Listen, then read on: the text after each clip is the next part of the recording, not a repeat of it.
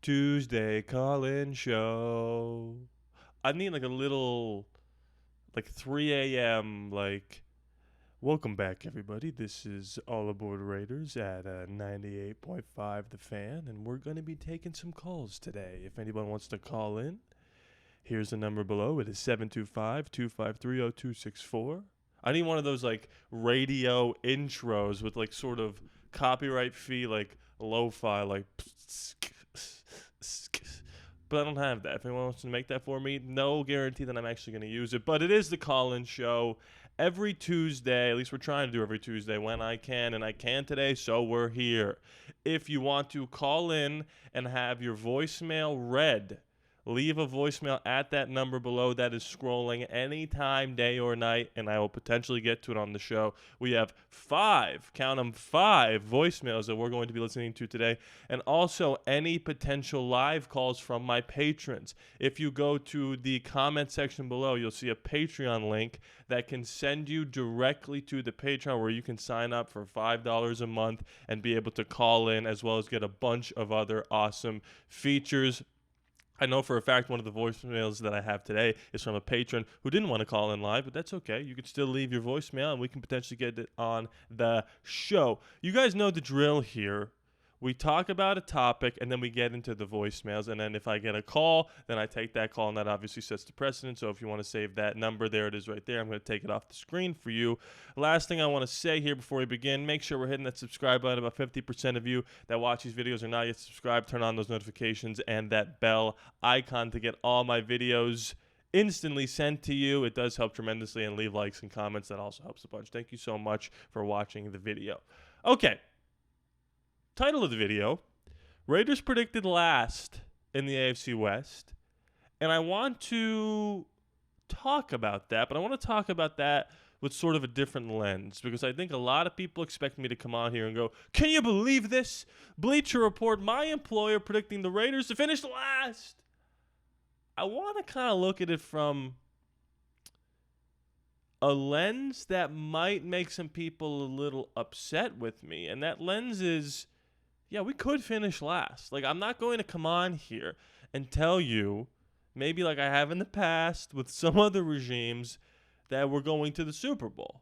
That's just not realistic. So if we hop on over here to Bleacher Report, and like I said, I could get a phone call at any moment here, so it's very exciting. I just want to make sure that I've got everything going. Okay, we're good. Oh, this is by Mo Moten, by the way.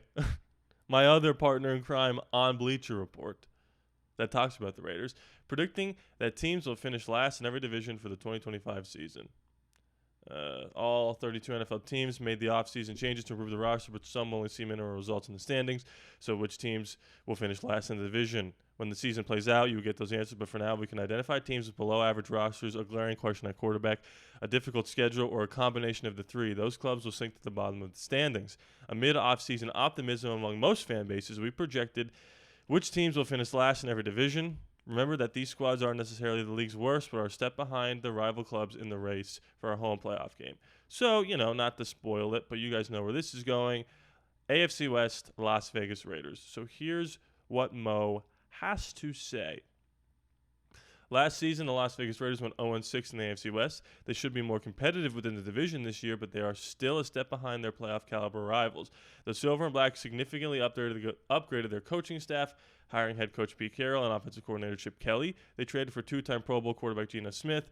The team also drafted top running back Ashton Jeanty with the 6th overall pick. With those additions, Las Vegas can hang with some of the top teams across the league. That said, the Raiders must make up more ground between their roster and legitimate playoff contending clubs. Las Vegas has 2 rookie wide receivers in Jack Besh and Dante Thornton, who may have to take on prominent roles as complementary playmakers to all-pro tight end Brock Bowers and wideout Jacoby Myers. The coaching staff must also sort out those starters of both guard positions. We'll talk about the offensive line in one of my questions. The Raiders have mostly an unproven secondary. They don't have a surefire starter at corner. Safety Isaiah Polamau has to make more impact this year than he did as a first-year starter in 2024. According to the Athletics' Deshaun Reed, the Raiders have featured Jeremy Chin in the slot, which opens up a void at safety for linebackers Lonnie Johnson or Thomas Harper to fill in the full-time starting role. In matchups against prolific passing attacks, Las Vegas could struggle to limit big plays and slow down opponents with dynamic receivers. The Raiders could win 7 or 8 games and yet still finish last in the AFC West. I don't think I disagree with a single word of that. He said the Raiders could win 7 to 8 games and still finish last. He didn't say they will. He said they could.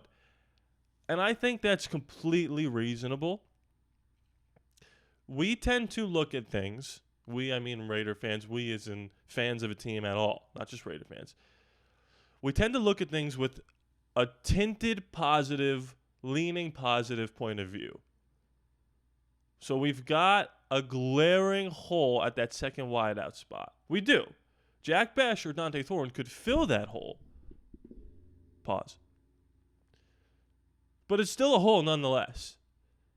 And we don't know for sure if they could actually step up to the task. We hear good things, but only time will tell when they put the pads on. We've got a glaring, we'll call it need, well, I won't be talking about holes the whole time, need at the cornerback position.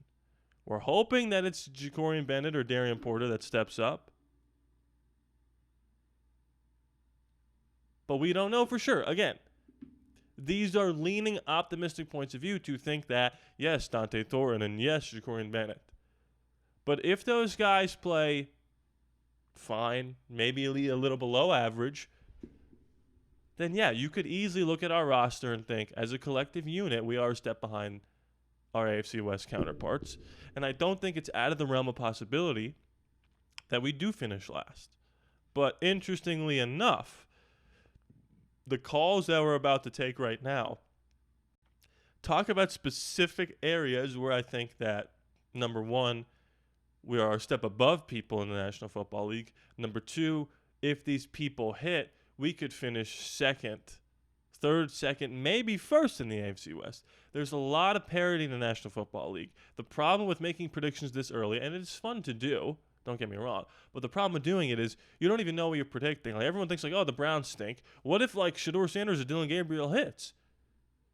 We just don't know right now. What if Daniel Jones is really good in Indianapolis and we're just all writing that in as a win for us? Only time will tell, right? We try to be the voice of reason here. So I think it's totally logical to have optimism going into this season because it does feel different than the other seasons because we've got people in positions of power that have already been successful at those same positions. But there's also reason for hesitation and pushback on all the positivity because we do this every year. Feels a little bit different this year, but it doesn't mean we still don't do the same things every year. So with all that being said, I think I'm going to hop right into the voicemails here. Like I said, if you want to call at any time, 725-253-0264 to leave a voicemail whenever you like. If you want to call in live during my tapings, like somebody might do today, become a $5 patron and we could talk every single week if you want to. You basically become like a co-podcaster on this podcast. All right, so let's go voicemail number 1. Let's see who we got here. And, yeah, let's do it. Yo, Rodney, what's up? This is Mario O. Love the show.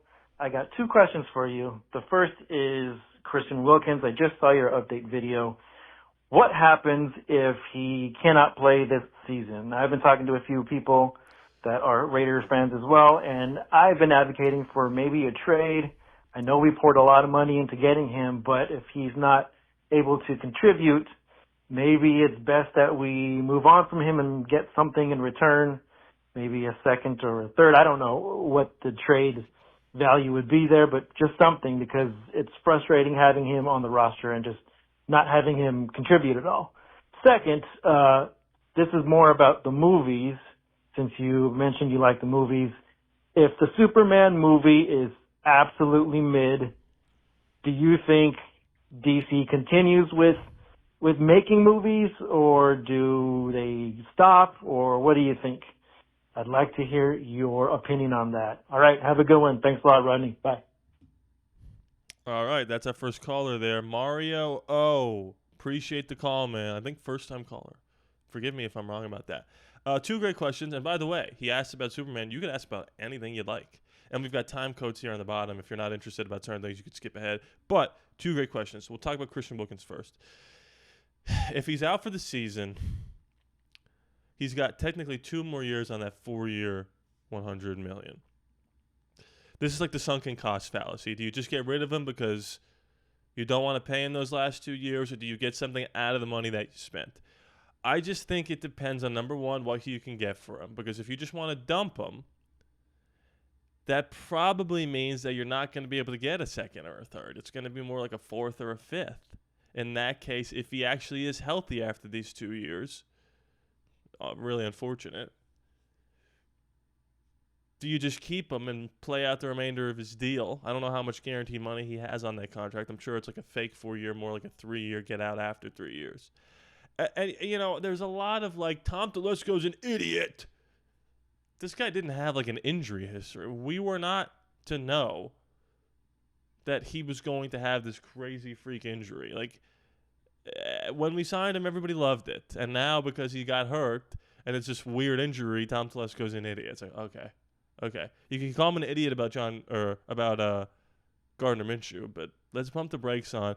That was such a bad signing. Like, yeah, in retrospect, because he got hurt. But it wasn't bad because he's not good. Like, when he played, he actually was pretty impactful. So, I don't know, Mario. It's a good question. I would be inclined to just keep him because I don't know how much you're going to get for someone who's still getting older, coming off of a ridiculous injury. But I don't know how much he's going to be able to contribute to your team. So I understand the frustration and idea that you do want to get rid of him. As far as Superman goes in DC, I mean, DC will never not make, Warner Brothers will never not make DC movies. If the movie comes out and is reviewed mid is the word you use. If it's reviewed like, it's going to hinge on the box office. If it makes $700, $800, $900 million, I don't think it's going to make $1 billion. It's just harder to do that nowadays. They will continue on with the James Gunn DCEU. No matter what, you will see Supergirl. That's already filming. It's already in production. It might be done production. And you'll already see Lanterns, which is an HBO TV show. Those two things are coming out no matter what. If the movie is reviewed kind of and makes a decent amount of money, they'll continue with it. If it's reviewed kind of and makes no money, it's done. You're more likely to just get more Robert Pattinson Batman stuff. If it's reviewed great, full speed ahead, right? I've heard good things about it. I've been a little worried about what I've seen, although I've loved James Gunn's movies in the past. It's taking a lot for me to get used to what his version of Superman looks like on screen. But only time will tell. I'm going to see it on Thursday. Excited. Thank you so much for the question. Let's get into our second one here. Hi, this is Kevin Ginevro from St. Mary's, Pennsylvania. I've been a Raider fan since 1967. I have a bold prediction. I believe rookie cornerback Darien Porter will be the Defensive Rookie of the Year. What are your thoughts on this prediction? Well, I'll tell you, Kevin. First of all, the reason I'm laughing at that is because that's my cousin, Kevin. My dad's first cousin, my second cousin. Thank you so much for calling. You could have called in live, Kev, but I appreciate you leaving the voicemail.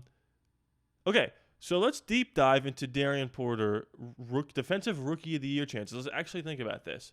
So I think there are two things that needs to happen for him to even have a chance at winning Defensive Rookie of the Year. And it's a bold prediction, so I get it, bold. Number one, he has to play a lot, and he's going to. Check that off right there. He's going to play a lot because as of right now, they didn't trade for anybody. They didn't sign for anybody. So he's going to be that cornerback 2 or cornerback 3 to start the season. Okay? If he's 3, he needs to be the 2 by the end of the season to have a chance. If he's 2, then he has a chance. He's going to be on the field most of the time. The second thing is he's got to play way above where they drafted him, right? Now, he's got the Richard Sherman measurables, and he's got the architect of the Legion of Boom, right?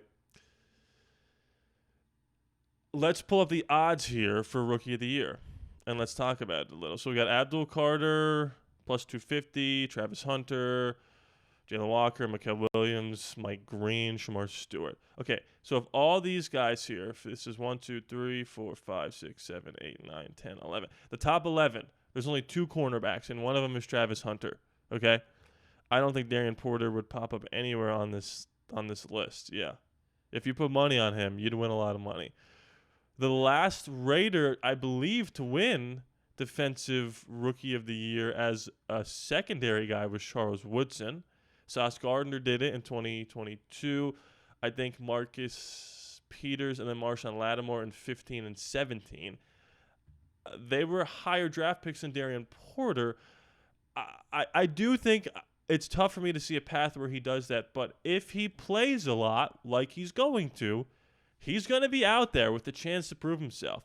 And if he has a couple interceptions, maybe a pick six, a game where he shuts down like a Stephon Diggs week 1, I don't know, then you start going, Darien Porter, this kid's pretty good.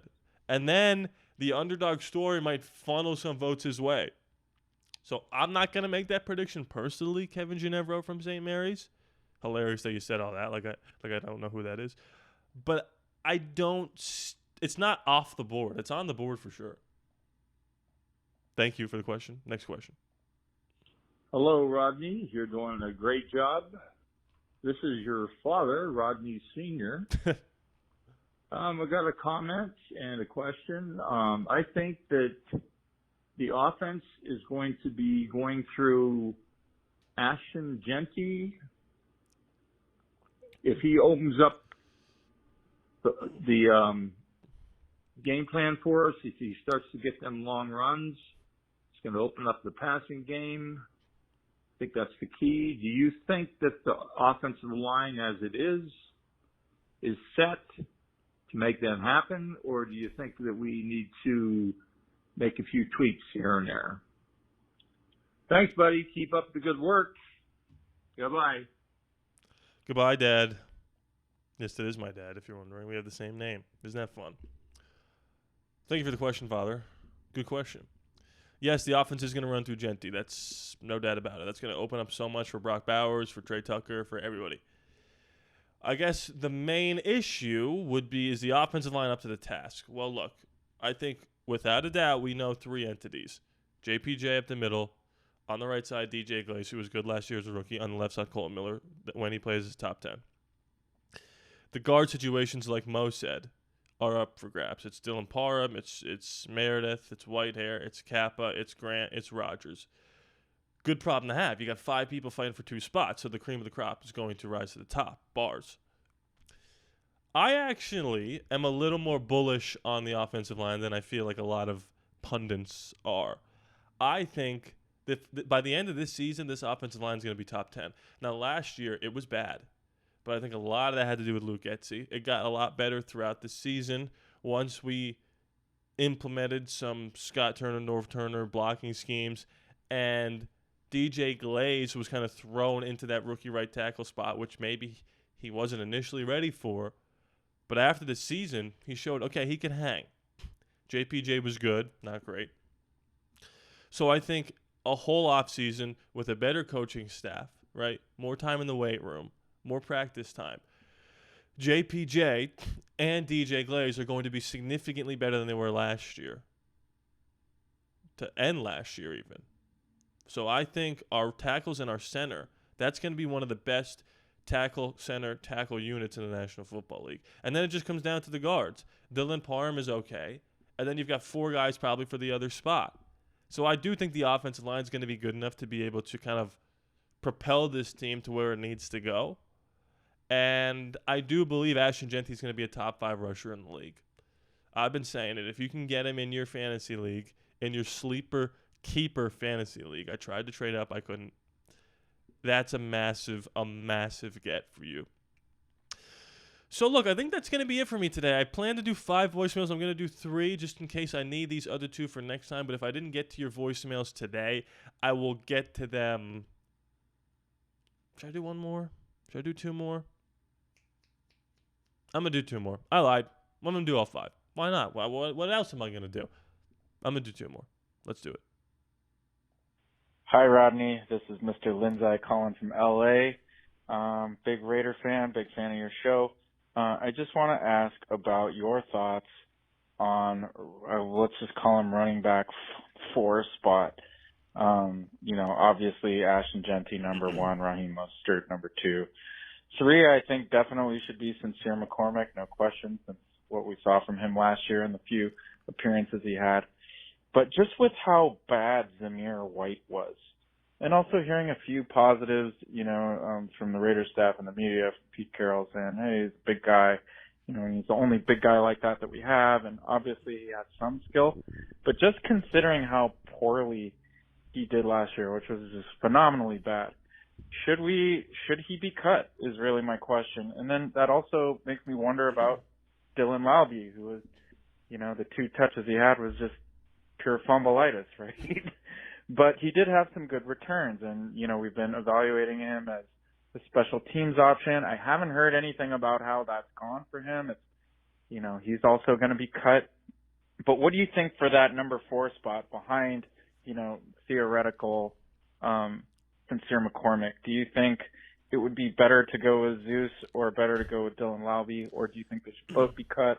Or, hey, Dylan should just be a special teamer and nothing else? I'd love to hear your thoughts. Thank you. Love the show. Thank you so much for the call. I think I answered this. I don't even remember. I do so many of these things. I think I did a BR on this, a BR live stream, and it's on YouTube somewhere. If I had to put money on it right now, I would say Zeus is the 4th running back, Dylan Laube's cut. Just because of what you said. When Dylan Laube got on the field, it was like a high school player getting destroyed by NFL talent. Now, you're right. He did have some good returns. And special teams might be the reason he stays on the team. Pete Carroll values that. We know that. But what I will say is the addition of Tommy Millott is kind of damning for Dylan Laube. Because I think Tommy Millott is just a more athletic, bigger, stronger, more talented Dylan Laube. He's a quarterback that could run as fast as Dylan, if not more. So we haven't heard a lot about Dylan in the offseason. We've heard some about Zamir positives. And I do think that Zeus is just the type of guy Pete Carroll would want to have around if an Ashton goes down. Just a big, strong guy. And he was terrible. But like I said, the offensive line wasn't that great last year to begin the season. And Luke Getsy was terrible too. So maybe it was partly Zamir and partly the scheme. And maybe the scheme and the offensive line this year can make a Zeus look better. But what I will say is if we have to rely on any of these guys that we're talking about, Zeus or Laube or even McCormick, to have a lot of playing time, we're in trouble. So thank you for the call. But if I had to put money on it, I would say Zeus is the 4th. And Laube is gone. All right, here's the last one. Yo, Rodney Raider Hicks here, coming at you from the 209 Central Valley in California. I'm just wondering, do you think the Raiders management has a plan for the back half of our defense? They have spent the absolute lowest amount of money on the linebackers in the NFL and the highest amount on edge rushers. I am just concerned about the secondary because I like where our offense is going, and that looks good, and I'm even feeling more confident about the offensive line, but we play in a pass-happy division, and they just seem to be trying to build that secondary and linebacker core on good faith and wishful thinking, and we got some ballers and some badass coaches that we have to play 6 times in this AFC West. Anyways, thank you for giving us content and holding it together throughout these dog days of summer, and much love, Raider Nation for life. Appreciate you, Raider Hicks. Of course. I love giving videos for you guys. I love talking about this. I talk about this to anybody for no reason. So all I have to do is press record and then just do it to myself and to you guys. I'll do it no matter what. Oh, hey, little lag there. We're good? We're good. Okay.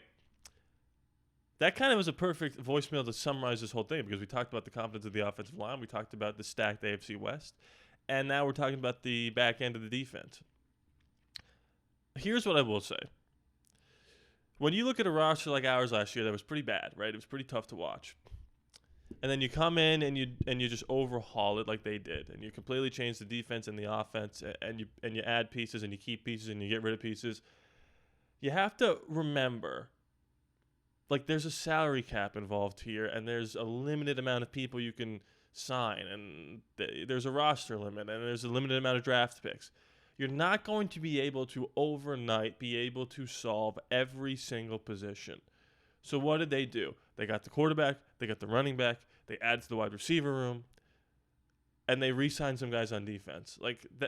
That's priority number one, was like, get the offense on the tracks. Okay, we did that.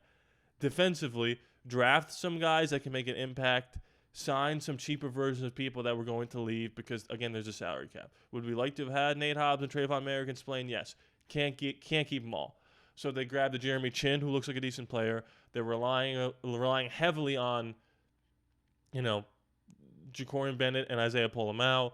They got into Landon Roberts, who was good against the run, but not so much against the pass. Jermaine Pratt's a little bit better against the pass. Jeremy Chin's going to come down here. It's a little patchworky on the defense. But this isn't usually an overnight flip of the switch. And some of your roster is going to take a back seat to the more pressing issues like quarterback and running back. So while I get the concern, and I share those concerns, there's not a lot we can do to have the perfect roster. It just can't happen overnight. You're going to have to hit on some draft picks who are going to play well on rookie contracts. Maybe it's a Lindenberg. Maybe it is a Darien Porter. And if we hit on one of those two guys, that expedites the rebuild. But we'll have some cap space next year. Keep some of the guys that are on contract. Get another corner, get another linebacker, and then you start seeing the fruits of the labor that you sowed with the culture building of the initial first-year rebuild. So I understand the concern. Hopefully the front four with Kuntz and Crosby can, make sure that the back half doesn't have to work as hard. But for right now, this kind of is the roster. I think they changed a lot of good, and a lot of it is not great, but hopefully we can steal some games and have some younger guys develop into better players than we thought. So I hope, Raider Hicks, that kind of answers your question. Thank you so much for watching, guys. Like I said, in the comment section and in the description, you can join my Discord, which is completely free. We're always having fun in there. And join the Patreon, patreon.com/ALLaBorde Raiders. You can become an executive producer of the show like these beautiful people right here. You get your name at the end of the credits. You get exclusive content. You get ad-free content. You get videos like this days in advance. You can call in to the show anytime you'd like. Hit that like button. Comment away. Please be sure to subscribe. It is free after all, no charges to you. I love you guys, and I'll see you next time.